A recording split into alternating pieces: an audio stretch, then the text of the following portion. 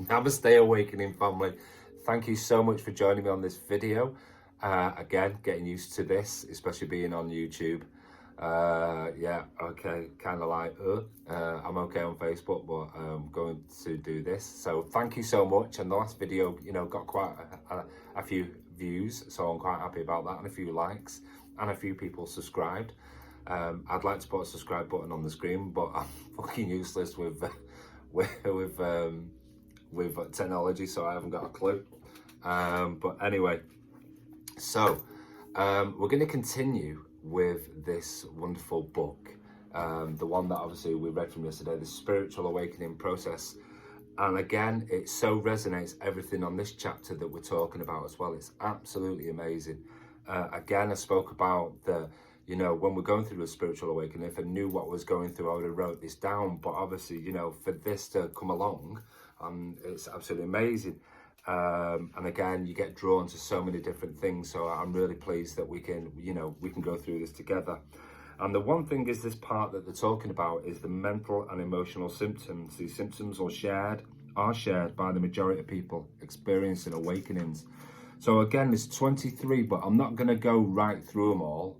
But I'm going to give you the headings, and then obviously, so you can kind of understand, because if you go along and purchase this book, which I highly recommend, obviously, that'd be absolutely perfect. So again, you can also resonate with it as well. Now, the first one, obviously, that they're talking about is you are feeling as if your life is false. Absolutely. It's kind of like you start to look at that bigger illusion, don't you? You look up at the stars and you start to think, there's more to this. There's got to be more than this. This journey, why am I here, what I'm doing? You've seen so many different things on TV, which obviously I don't like watching. But, obviously as a kid and all that, you saw this, Star Wars, Star Trek, and all the sci-fi stuff. And then obviously you've got all the films like The Matrix and so many different films like that. They start to make you think, don't they? They start to, so that's one of the big things as well. You crave for meaning and purpose. Again, when we do that, it's all about finding your soul and your meaning of life, if that resonates. You begin to ask deep questions. That's one of the great things, isn't it? Why am I here? What is the purpose of my life? Well, obviously we've just covered that. So, but it's definitely true in it. This, it's about, you were given a physical body, yeah, as a spirit, having this human experience. Then, what was your purpose, from spirit to as an energy to come and have this experience? You realize that a lot of what you've been taught is a lie. Now, just quickly, obviously I can't understand that about other people's beliefs and cultures, okay? So again, absolutely no disrespect, but the one thing is, from our master teachers, okay, and then obviously from them, and obviously we've got our elders, the one thing is that sometimes like those teachings that they gave us, they didn't know themselves. Maybe they were kind of like, oh, don't know which way to go with this. And again, they raised these families with, and they had to do that with what tools they had. So I kind of understand it, but obviously now we're starting in 2020 to move things forward. So again, you feel completely lost and alone during awakening. Absolutely, because for me, a lot of it was to do with obviously depression, dark night of the soul, going through all this. And obviously within people that suffer sadly with mental health, depression and anxiety, it's a place where I wouldn't want anyone else to be. I've been there, I've lived in that dark place. It wasn't easy to get out of, but with the right people around me, I managed to get out. So it's kind of like, yes, we're, the suffering. And again, in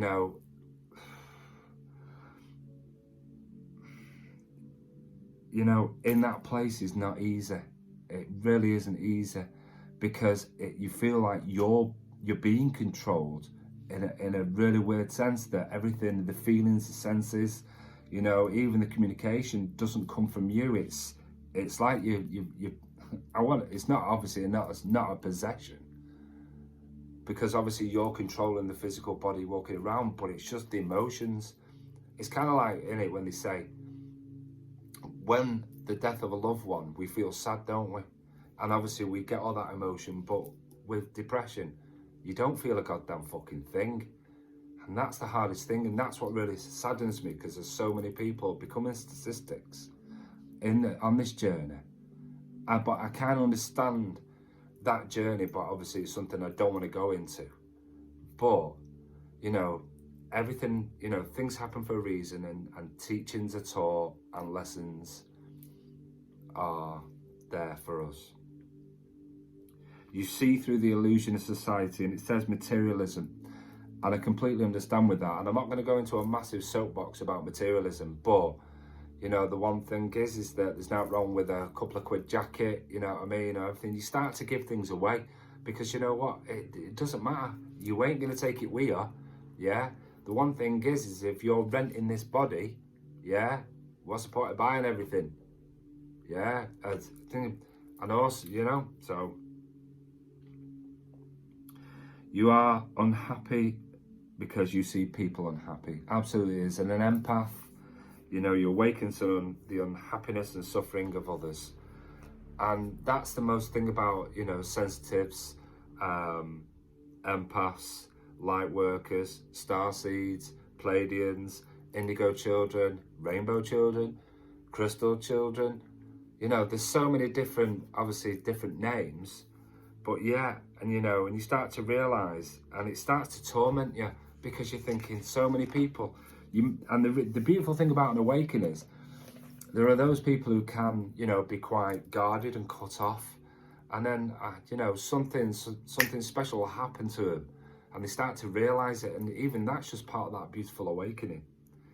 And again, people, the one thing is that the next one is you want to purge your life. You're sick and tired of feeling stranded, depressed, and hopeless. Suddenly you feel the need to simplify and declutter your life. It speaks volumes. You begin experiencing deep empathy and compassion. As you start paying more attention to the many hardships faced by humanity and nature alike, you develop more compassion, you inherit empathy is awakened, and you might find it hard to cope with the intensity of your feelings. And I think what they're talking about there is like an emotional release, and we get really, really emotional at quite a lot of things. I cry at films. If I watch a really good feel-good film, that's the only thing that I'll watch on TV. And if I'm doing that, but it's something, you know what I mean? It's like it keeps me in check. But again, when I see people in pain, I'm crying as well, because I don't want it. Sometimes I've walked in and my wife, you know, she's watching Casualty.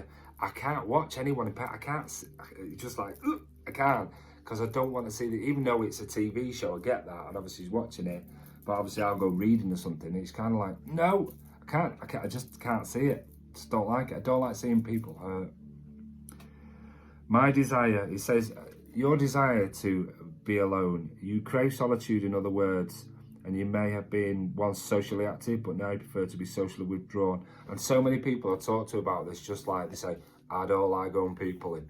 And you know what? It's true, yeah. And it's not being disrespectful to these people, but the one thing is, when you're going through the spiritual awakening, it's kind of like you start to realise who's telling the truth and who's telling a lie. And you kind of get that vibe, because as you start to heighten this energy and this awakening. So again, conversation becomes shallow, and when you do talk to people, you feel an acute sense of separation. You realise that very few people are comfortable with talking about passion, even emotions.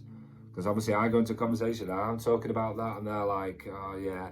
But I absolutely love doing things like say colorization. Do you know what I mean? Because obviously it represents the dark night of the soul, that I don't want to be in that darkness anymore. Yeah, so I wear colourful things because it brightens my day also. It's just always that constant reminder. You want to quit your job, okay? And again, you know, so many people do, and they just think, I can't do this anymore. Do you know what? There's just something not right, and there's something bigger. And obviously when you start to be more intuitive, when you learn with your intuitive side, you start to realise that there's something bigger and better out there for you, even if you go self-employed. Do you know what I mean? But that's a massive leap of faith. But because everything that all the jobs that you've done, or the job you've done, you know, goes into that, you know, it no longer provides you with that fulfillment. Your thirst for authenticity, I'll try and say that again, and truth. Being true to yourself becomes your priority. You hate faking and putting on old masks that you used to wear. Absolutely. Because the one thing is, there's no point going back, is there? The one thing is, always speak your truth. And again, when it flows, yeah, and you're telling the truth, it's meaningful, isn't it? But when people are starting to cover things, as the thing, it's just like, no, there's no point lying to me, don't lie. The one thing that you'll find with a lot of people is that obviously no one likes a liar. But, I'd rather you tell me the truth with anything. As long as it's in a constructive way and it's, and it's not a personal assassination. You become aware of your old negative habits. You are painfully aware of your flaws and destructive habits within you. A strong urge arises to wipe the slate clean and start over. Absolutely. That's what I mean. You've just simply, we all joke about it, but you've got to let things go. There are those people that have hurt you. You've hurt them. I can wholeheartedly get it. I wholeheartedly get it. But if you don't forgive your past, the situations and yourself, you'll never move forward. Here's the big one for you guys. Number 15, you experience anxiety and depression. You may go through deep bouts of existential depression or persistent anxiety, and the shock of plunging into your own awakening leaves you feeling unstable. You may be misdiagnosed with a mental illness. Uncertainty and fear follows you around everywhere. It's quite a big one, that, really, actually. Feeling unstable, because again, the one thing is that, yeah, we call it depression, spiritual depression, and you may be misdiagnosed with a mental illness. Well, so be it.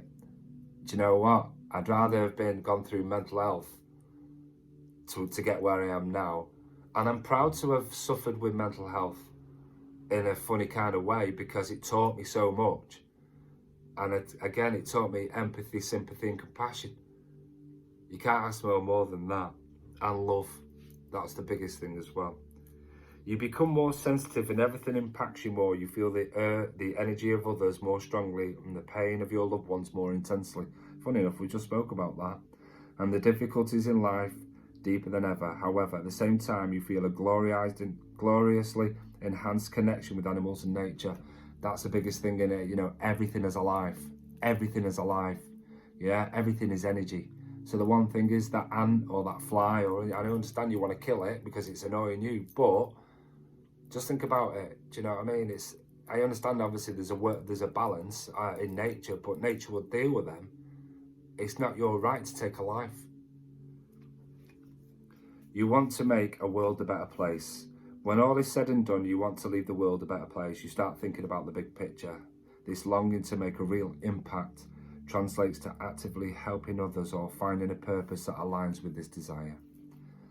You deeply want to understand who you are, and endless questions about your identity in your life. For example, who am I? Why was I born? 2 real reasons, yeah? And it's kind of like 2 real questions you want to ask yourself, like saying, 1, why was I born? And 2, what was my purpose? Absolutely, absolutely. Why am I here and what am I here to do? What is the purpose of my existence? As a result, you begin reading many self-help books and spiritual texts. Fair play. Your intuition is heightened. Gradually, you start to listen to the still small voice within, obviously with meditation, and you allow it to guide your decisions. Eventually, you start to uncover the hidden gifts and talents that you have. We are all born psychically. More synchronicity. What a great one, because I'm always posting this on my page. You start becoming conscious of the many signs and omens that life brings to you. Life becomes so much receptive and interactive with you. Serendipity and deja vu increase, and you may even undergo numerous mystical experiences. Absolutely. Absolutely. Deja vu and the angelic synchronicities 11/11, 22/22, 2020, or 333. So many different out there. You feel more wonder and curiosity. The smallest things start to bring you joy, like a falling leaf or a spider's web or a child's laughter, a puddle. Life is no longer ignored. It is seen magical, amazing, beautiful. Absolutely. When we talk about, a child's laughter, we talk about, because sometimes obviously when we've gone through this journey, it's been wow.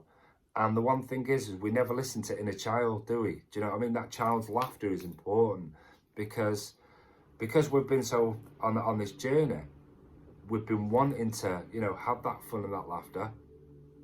And when we're not having that laughter, our children will bring it to us. So listen to your kids, because sometimes when they want to connect to your inner child, it's because they can see. You start to love unconditionally. As the barriers of the ego break down, you begin to love other people without expectation and conditions. And you lose interest in drama, conflict, and anything that perpetrates hatred. Absolutely. There's no point in hating anything, is there? Do you know what I mean? If people, I can't change people's perceptions. I can't change people's minds.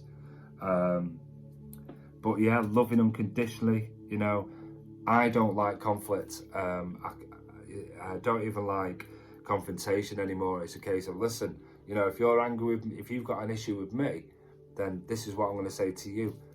Please calm down, because I'll talk to you there. I'm not prepared to give you or accept your gift of anger, okay?